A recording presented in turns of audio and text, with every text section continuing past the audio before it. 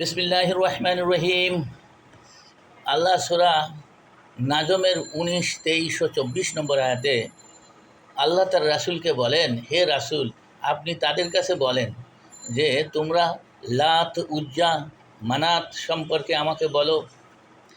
সেগুলো তো শুধু মূর্তি, তারা তোমাদের কোনো উপকার বা ক্ষতি কিছুই করতে পারে না।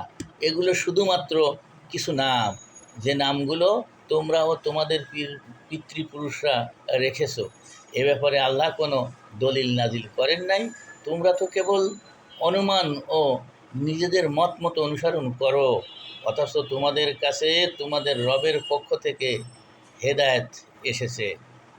হে রাসূল, আপনি বলেন, তোমরা চাও তোমাদের মূর্তি লাত, উজ্জা ও মানাত ও এ ধরনের যত উপাস্য আছে তারা তোমাদের উপকার বা সুপারিশ করুক।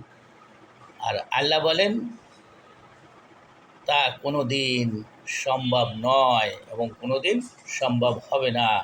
আশা করি বুঝতে পারছেন। ভিডিওটি শেয়ার করুন, অন্যরা জানুক। আসসালামু আলাইকুম রহমতুল্লাহ।